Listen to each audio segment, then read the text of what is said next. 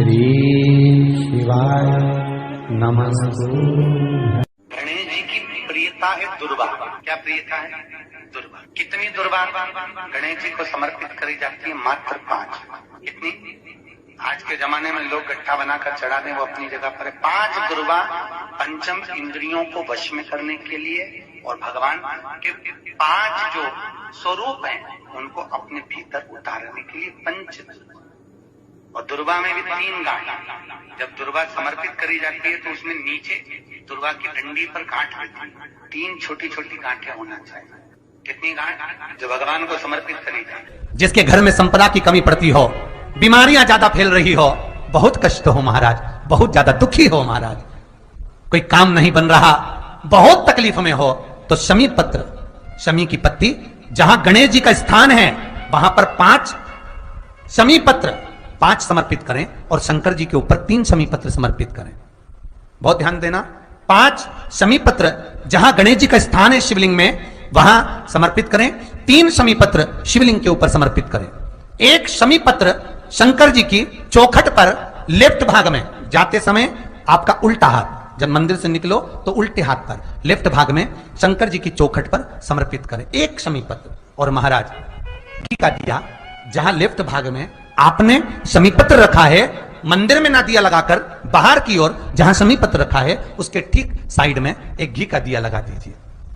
केवल गणेश चतुर्थी से लेकर अनंत चतुर्दशी तक गणेश पुराण कहती है भगवान गणेश जी का, मोर ध्वज का, मयूर ध्वज गणेश का नाम लेकर जो ये दीप शमी पत्र चढ़ा देता है उसके घर से कभी रिद्धि सिद्धि नहीं जाती, वैभव प्रतिष्ठा नहीं जाती।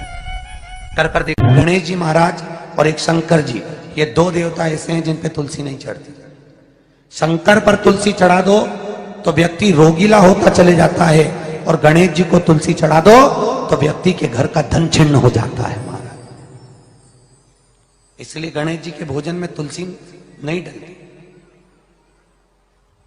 क्योंकि वृंदा देवी ने भगवान शंकर के पुत्र विनायक को देखकर विवाह का प्रस्ताव रखा था, पर गणेश जी महाराज ने कह दिया और तुमने तुलसा भी डाली, तो दोष लगा कि नहीं लगा? अरे बोलो तो लगा? नहीं लगा। क्यों नहीं लगा? अगर थाली को अंदर से लेकर आए, पुष्टि मार्ग का नियम, जब ठाकुर जी के सामने 56 भोग, कुनवाड़ा, अन्नकूट लग जाता है, लगने के पहले उसको जब लेकर आते हैं रसोई घर से, भोजनशाला से, तो उसमें तुलसी डाल के नहीं लाते। अगर रसोई घर से भोजन में तुलसी डलकर अगर ठाकुर जी के सामने वो थाली रखी तो ये पक्का है वो थाली ठाकुर जी नहीं जीमेंगे, क्योंकि उसमें तुलसी रखी हुई आई है। हाँ, जब ठाकुर जी के सामने थाली रखा गई और तुमने थाली रखने के बाद में मंदिर के सामने बैठ के फिर तुलसी डाली तो ठाकुर जी उसको स्वीकार कर लेते हैं। क्यों? क्योंकि 33 करोड़ देवी देवता एक जगह पर विराजमान हैं। जब हम थाली रखते हैं प्रथम देव उस भाग को ग्रहण कर ले। जब तक तुलसी डालते हैं प्रथम देव अपनी दृष्टि हटा लेते हैं। समय होता है, एक टाइम होता है, एक पल होता है, एक घड़ी होती है कि गणेश जी महाराज हमारे घर में आ गए।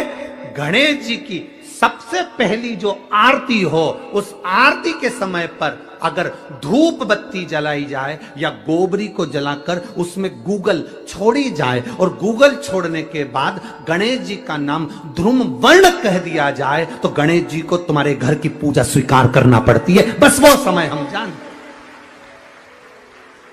हम तो बस उतना जानते हैं कि शिव महापुराण में लिखा और मुद्गल पुराण में लिखा, गणेश पुराण में लिखा, गणेश जी का एक नाम होता है ध्रुम वर्ण। क्या नाम है?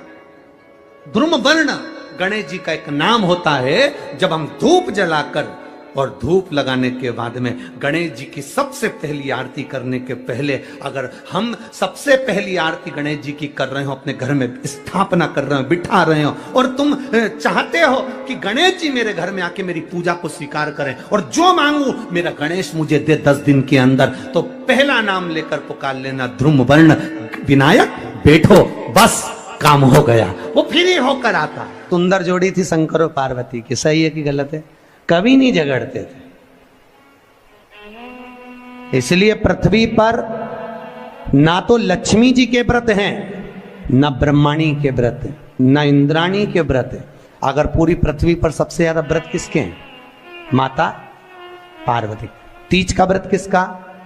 पार्वती का। चतुर्थी का व्रत किसका? पार्वती का। चौथ का व्रत किसका? पार्वती का। छठ का व्रत किसका? पार्वती का। जितने व्रत है सब माता पार्वती। गणेश जी मैया को प्रसन्न करने के लिए अष्ट रूप में धारण करते हैं। 8 रूप भगवान गणेश जी ने धारण किए। एक मयूरेश्वर गणेश, दूसरा सिद्धि विनायक, तीसरा बल्लालेश्वर, फिर वरद विनायक, फिर चिंतामणि, फिर गिरजात्मज, फिर भगवान गणेश विघ्नेश्वर अष्ट विनायक, फिर महागणपति। ऐसे गणेश जी के अष्ट नाम हुए। उस समय तिजोरी के अंदर जो गणेश की प्रतिमा रखी जाती है किस नाम से रखी जाती है? तो तिजोरी में हम जो गणेश की प्रतिमा रखते हैं वो वरद विनायक के नाम से रखते हैं। कौन सा गणेश? वरद। वरद विनायक के नाम से तिजोरी में गणेश रखते हैं। और वरद विनायक के नाम से गणेश जी तिजोरी में रखाते हैं। आपको कथा में कहा था, घर में सीधी सूंड का गणेश और व्यापार व्यवसाय ऑफिस में उल्टी सूंड का गणेश होना चाहिए। वरद विनायक को तिजोरी में। जब मकान का गृह प्रवेश होता है तो गणेश जी की पूजन जो दरवाजे पर करी जाती है उसे सिद्धि विनायक गणेश कहते हैं। कौन सा गणेश? सिद्धि विनायक। जब हम घर में शुभ कार्य हो, बंदरवाल लगाएं, कोई दरवाजे पर शुभ लाभ लगाएं या स्वस्तिक बनाएं या माताएं दरवाजे पर रंगोली डाले तो उसी समय पर सिद्धि विनायक के नाम से रंगोली डालना चाहिए। तो घर में लक्ष्मी बढ़ती है, सिद्धता बढ़ती है। याद रखिए, कभी भी गणेश जी को, मिट्टी के गणेश जी लाते हो भादो महीने में, तो विसर्जन करो तो विसर्जन के समय पर 2 बिंदी, एक कंकु की एक हल्दी की, दीवार पर जरूर लगा देना चाहिए। क्यों? क्योंकि गणेश जी हमारे यहाँ आते हैं तो रिद्धि सिद्धि के साथ आते हैं।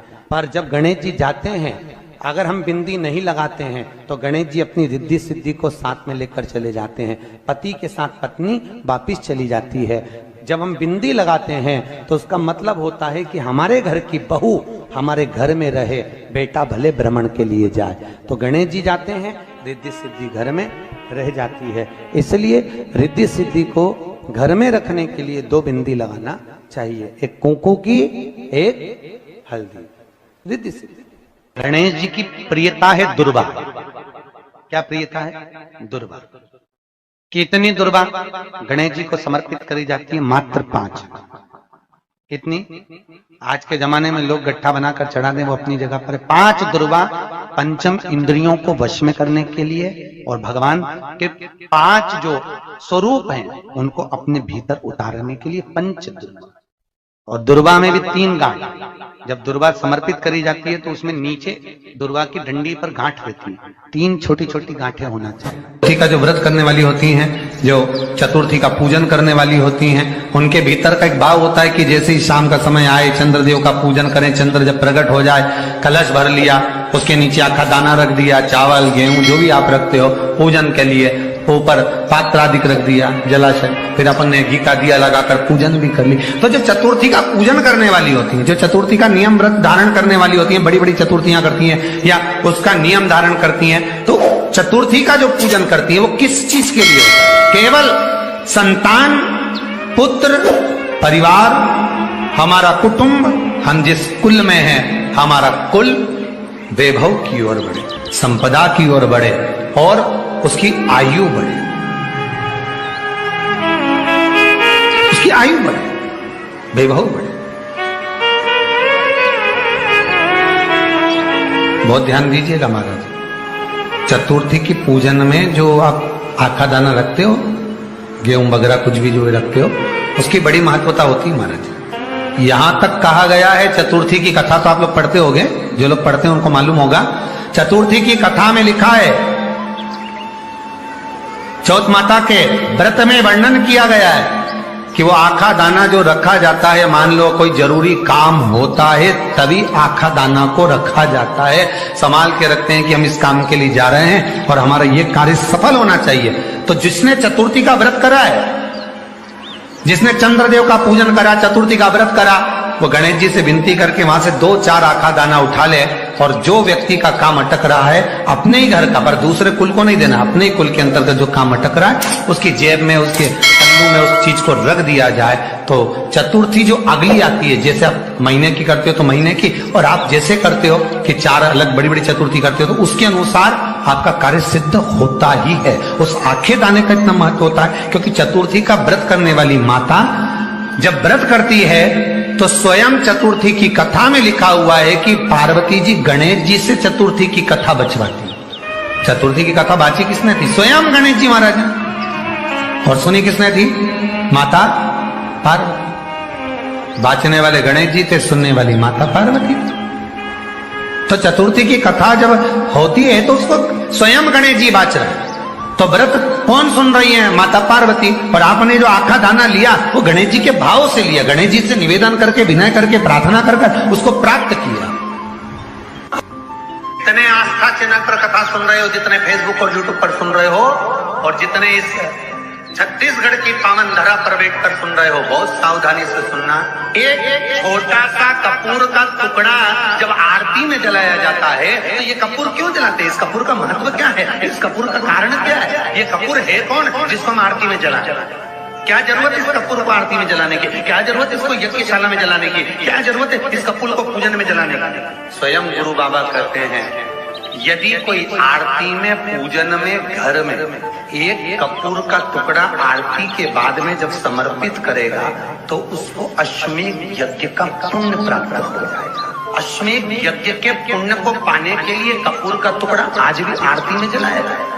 एक कपूर का टुकड़ा सुख का, इसीलिए हमारे यहाँ शास्त्र कहता है महाराज, जब आपको घर में अगर ऐसा लगने लगे कि 15 दिन से बहुत बेचैनी है, बहुत दुख तकलीफ लग रही है, कोई ना कोई बीमार पड़ रहा है, कुछ ना कुछ तकलीफें लग रही है, तो एक पीपल का पत्ता ले लो, उसके ऊपर एक कपूर का टुकड़ा ले लो, सारे घर में घुमाकर उसको दरवाजे के बीच मध्य में जलाकर रख दीजिए। थोड़ी सी जला 20 से 25 मिनट के अंदर मकान में एनर्जी वापिस आ जाए, उस भवन में एनर्जी वापिस हो जाए। 20 से 25 मिनट के अंदर एनर्जी वापस। लग रहा है कि यहाँ नेगेटिव है तो उसको पॉजिटिव बनाया जा सकता है। रात को 12 बजे शंकर जी के मंदिर में शिवलिंग पर चढ़ी हुई बेलपत्री को उठाकर शंकर मंदिर का शिखर देखकर चबा चबा कर खा लीजिए। आपके पांव के घुटने बदलने की जरूरत नहीं पड़ेगी, ऑपरेशन की जरूरत नहीं। पेट अलमस्तता। इस संवाद के अंतर्गत ये जो संवाद आया है, श्री गणेश जी महाराज ने श्री शैलम पर, कार्तिकेय महाराज की पावन धरा पर, मल्लिकार्जुन की पावन धरा पर, श्री शैलम में 3 प्रश्न श्री गणेश जी महाराज ने करे, और वो गणेश जी के 3 प्रश्न आपको भी ज्ञात होना चाहिए। पहला प्रश्न गणेश जी महाराज ने अपनी माता से कहा, माँ, मृत्यु लोक के अंतर्गत इस भूमि पर जन्म लेने के बाद में अगर व्यक्ति को वृद्ध अवस्था का सामना ना करना पड़े तो उसके लिए क्या करना चाहिए? सुन लेना जवान भाई, जितने भी बेटा बेटी बैठे हैं और जितने आस्था चैनल पर, फेसबुक, यूट्यूब पर सुन रहे हैं, बड़े ध्यान से सुन लेना कि मान लो कि हमें वृद्ध अवस्था देखना ही ना पड़े, उसके लिए क्या करना पड़े? तो कहा उसका एक ही साधन, राम राम रटते रहो जब तक घट में प्राण, कब हो तो दीन दयाल के भनक पड़ेगा। महाराज, एक कर्म करते रहो, तुम्हारा कर्म जरूर करो, काम करते करते करते करते करते करते भी भगवत स्मरण करते। धर्म और कर्म, इन दोनों में अंतर क्या है? बोलो जल्दी जल्दी बोलिए। धर्म और कर्म में अंतर क्या है? धर्म अष्ट विनायक में एक विनायक, सबसे प्रबल विनायक, अष्टविनायक में सबसे प्रबल।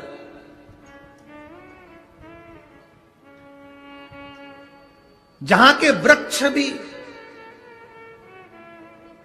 मोर का रूप लेकर आवाज लगा